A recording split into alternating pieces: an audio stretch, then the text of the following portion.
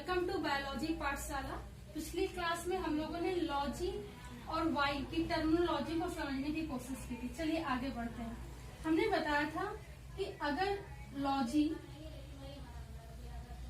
आएगा किसी भी वर्ड के लास्ट में तो स्टडी से रिलेटेड होता है, इट मीन्स अध्ययन से रिलेटेड होता है। ठीक है। फिर हमने एक टर्म की बात की थी वाई। हमने कहा था अगर वाई आ जाएगा वो भी स्टडी से यानी कि अध्ययन से रिलेटेड होता है। चलिए इसके कुछ एग्जांपल्स देख लेते हैं। जैसे अगर एक some important branches of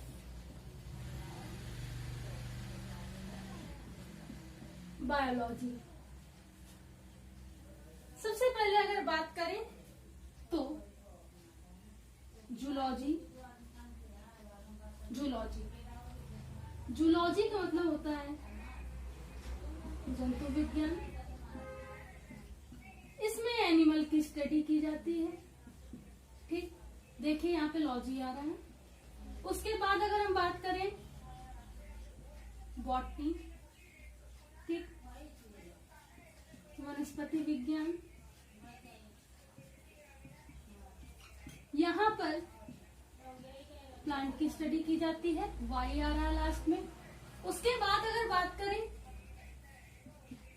physiology, logy आ रहा है, यानी कि किसी भी एनिमल या प्लांट या ऑर्गेनिज्म की कार्य या उसके सिस्टम के फंक्शन का जो अध्ययन होता है उसे फिजियोलॉजी कहते हैं। फिर बात करते हैं कार्डियोलॉजी की। कार्डियो का मतलब होता है हृदय, लॉजी का मतलब लोगस। लोगस एक ग्रीक भाषा का शब्द है जिसका अर्थ होता है स्टडी करना यानी कि हृदय विज्ञान। इसी तरीके से और अगर बात करें न्यूरोलॉजी, यानी कि लॉजी यानी कि लोगस। लोगस एक ग्रीक भाषा का शब्द है जिसका मतलब होता है स्टडी करना, तंत्रिका विज्ञान। चलिए इसके और एग्जांपल देखते हैं।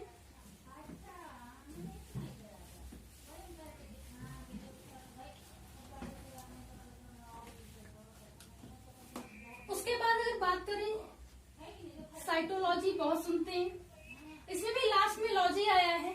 साइटो का मतलब होता है साइटोन, साइटोन का मतलब होता है सेल, सेल का मतलब होता है कोशिका, और लॉजी जो कि ग्रीक भाषा के शब्द लोगस से मिलकर बना है जिसका मतलब होता है स्टडी यानी कि कोशिका विज्ञान। उसके बाद अगर एक और बात करें, एक डर्मोलॉजी, बहुत शब्द सुनते हैं हम लोग। डर्मो का मतलब होता है डर्मिस, डर्मिस का मतलब स्किन, और लॉजी का मतलब स्टडी, त्वचा विज्ञान। तो ये कुछ एग्जाम्पल थे लॉजी और वाई से स्टडी से रिलेटेड। अब हमें ये तो पता चल गया है आज डीप में कि अगर इसकी टर्मिनोलॉजी की बात करें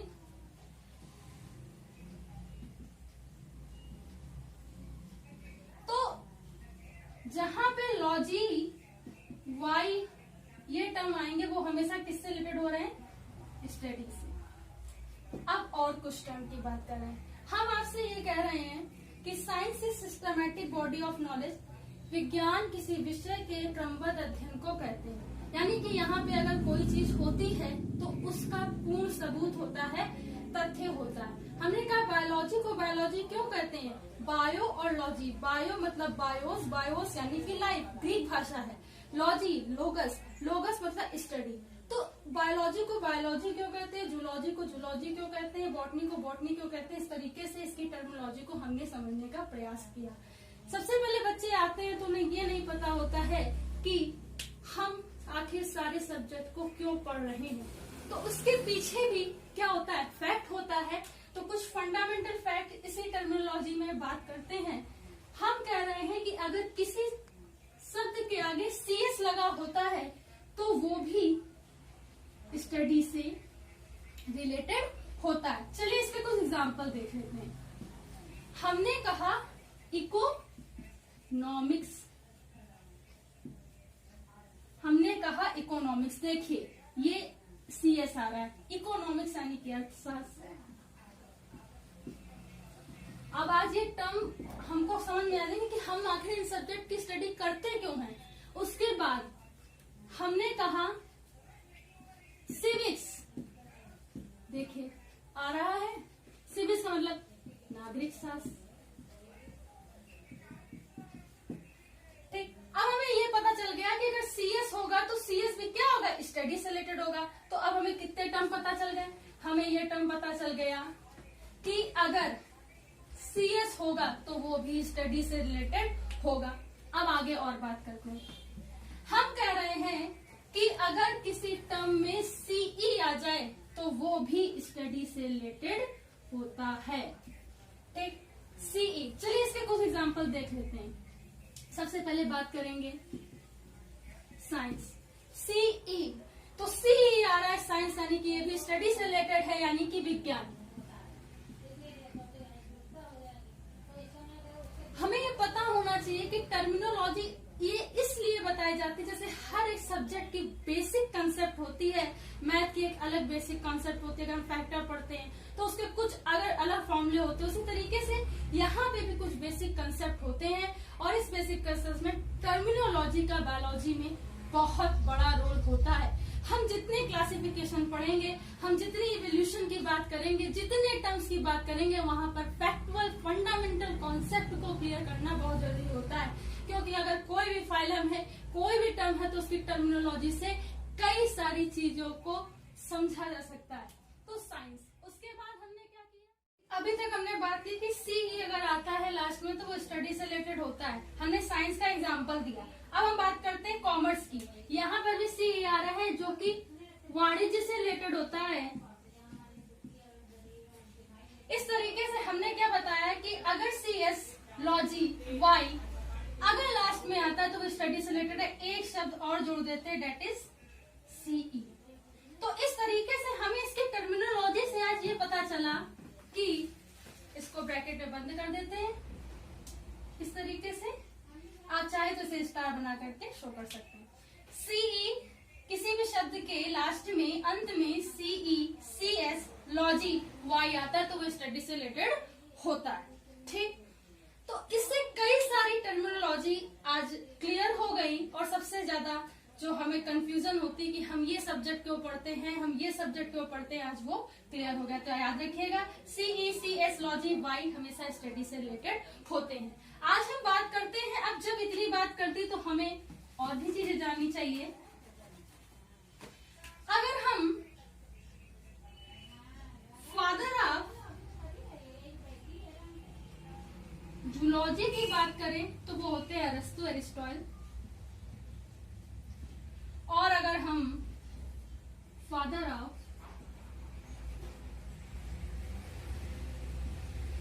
बॉटनी की बात करें तो वो होते हैं थियोफ्रास्टस।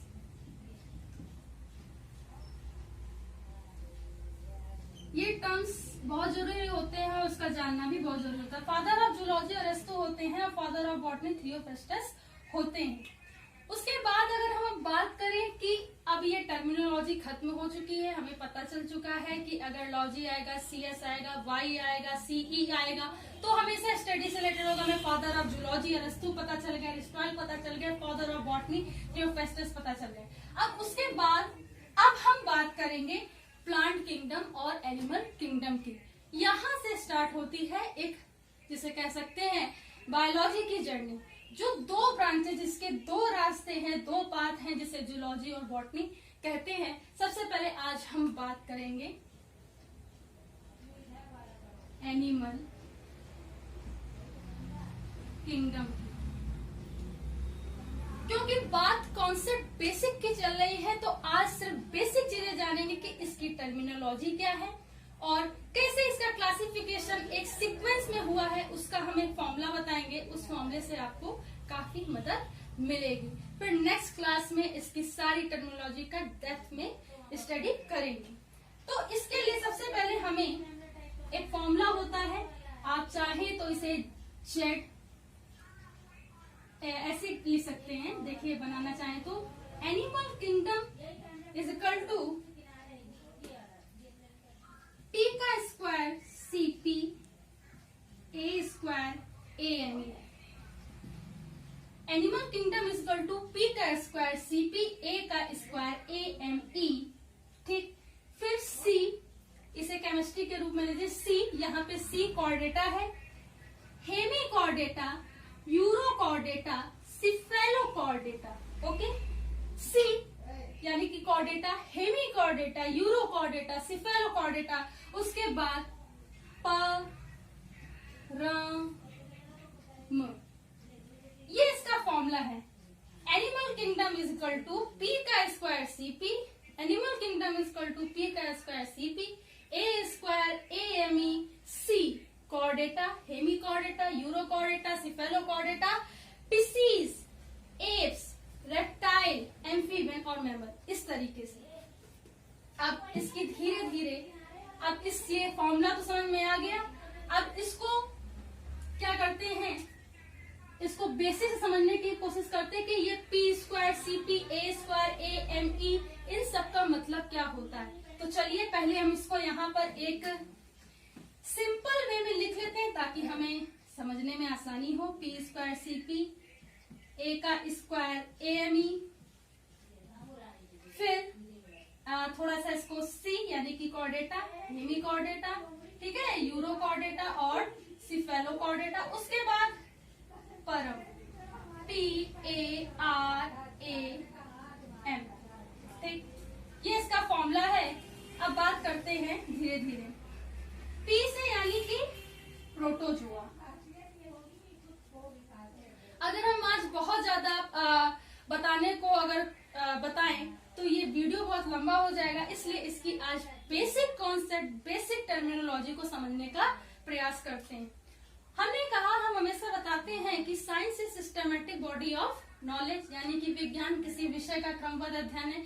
यहाँ पर कोई भी चीज होगी तो उसका एक तथ्य होगा, फंडामेंटल फैक्ट होगा।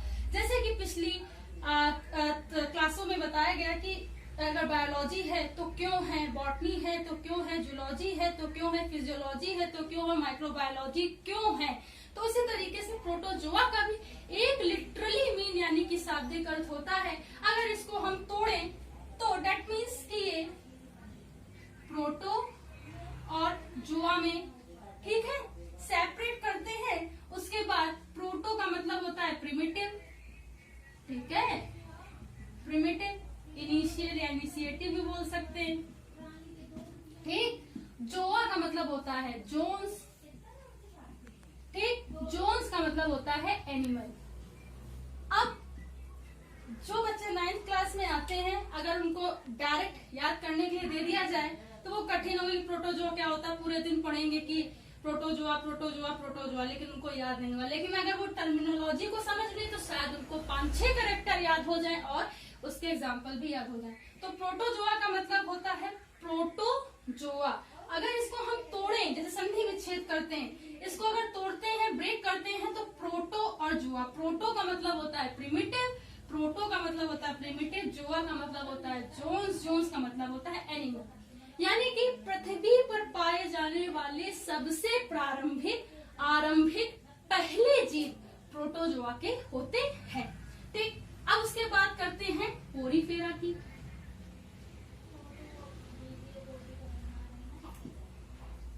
हम आपको इतनी देर से यही बताने का प्रयास कर रहे हैं कि science is systematic body of knowledge, यानी कि जो विज्ञान है किसी विषय का क्रमबद्ध अध्ययन है।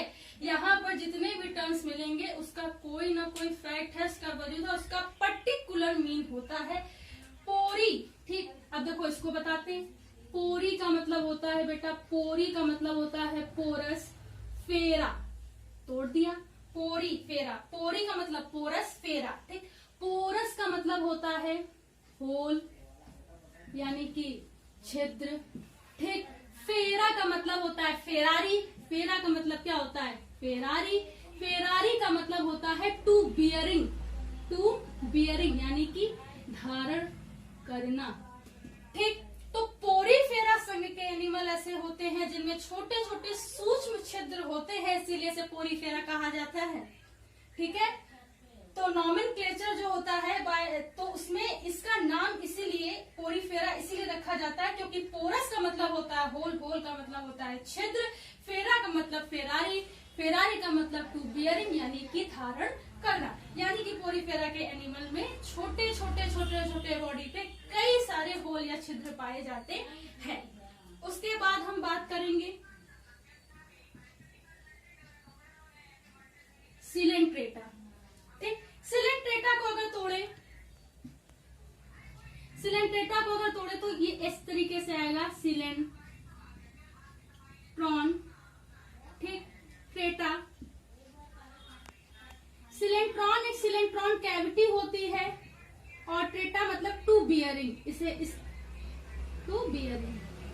तो सिलेंट्रेटा एनिमल ऐसे एनिमल होते हैं जिसमें सिलेंट्रॉन कैविटी या सिलेंट्रॉन इंटेस्टाइन होती है। उसके बाद करते हैं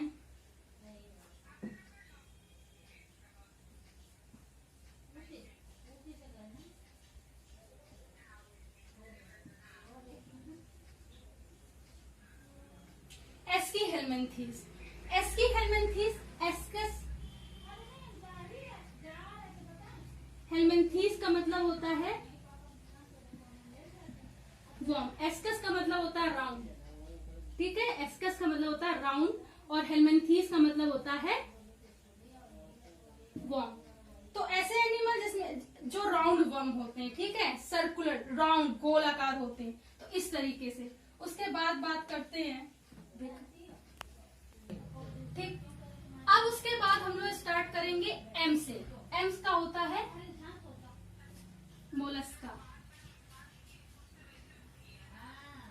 ठीक, मोलस्कस संघ के जो प्राणी होते हैं उनमें एक शेल होता है, शेल होता है CaCO3 का।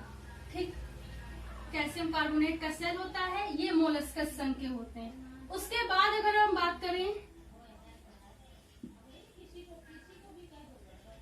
इकाइनोडर्मेटा, इनकी जो सेल होती है, बॉडी होती है, वो पेंटा रेडियल होती है। कैसी होती है? पेंटा रेडियल होती है। ये भी कैसे होते हैं? एक्वेटिक होते हैं। ये भी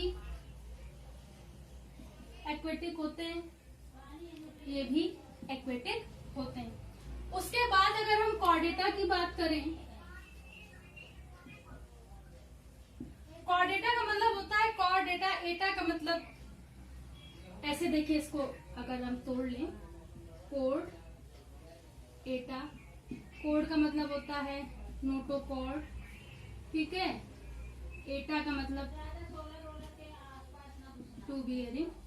नोटोकॉर्ड जिसमें पाया जाएगा वो कॉर्डेटा में होते हैं। और ये जो कॉर्डेटा होते हैं बेसिकली दो इसके सब डिवीजन होते हैं, एक होता है लोअर कॉर्डेट, एक होता है हायर कॉर्डेट। तो जो लोअर कॉर्डेट में आते हैं, यानी कि देखिए यहाँ पे जैसे कि ये फॉर्मूला है पी का square CP, A square AME, C chordata, euro Chordata, Hemy Chordata और सिफेलो कॉर्डेटा, फिर परम यानी कि पिसीज, फिर एम्फीबिया, रेप्टाइल्स, है ना, फिर एप्स और मैमल, इस तरीके से। तो ये जो C के ऊपर इतने हैं, यानी कि chordata, Hemy Chordata, euro Chordata और सिफेलो कॉर्डेटा, ये लोअर कॉर्डेट में आते हैं, यानी कि इसमें नोटोकॉर्ड पाया जाता है। ठीक है, ये देखिए, अगर हम C की बात करें, Hemy Chordata, euro Chordata, cephalo Chordata, इसमें नोटोकॉर्ड इनिशियली स्टेज में होगी, इनिशियल होगा। ठीक है, बाकी टर्म की बात बाद में करेंगे कि यूरो कॉर्डेटा में टेल रीजन पे सिफेलो हेड और हेमी कॉर्डेटा हाफ कोड होती है। ठीक है, वो आगे बात करेंगे। तो यहाँ पे नोटोकॉर्डेटा कैसे होती है? इनिशियल होती है, और यही नोटोकॉर्डेटा आगे डेवलप होकर के हायर कॉर्डेटा में वर्टिब्रल कॉलम में चेंज हो जाती है। ठीक है, अगर हम बात करें परम से याद रखते हैं, परम में ये क्या होती है? जो नोटोकॉर्ड होती है ये वर्टिब्रल कॉलम में चेंज हो जाती है। ठीक, नोटोकॉर्ड यानी कि कशेरुकाएं। ठीक, ये कशेरुकाएं ठीक वर्टिब्रल कॉलम में चेंज हो जाती हैं। इस तरीके से पूरा फंडामेंटल टर्मिनोलॉजी का यूज करते हैं। Thank you. आज की क्लास में इतना ही, जो बेसिक कंसेप्ट था। कल हम प्लांट किंगडम की बात करेंगे। आज के लिए इतना ही। प्लीज इस चैनल को सब्सक्राइब कीजिए और इसका लाभ उठाएं। धन्यवाद।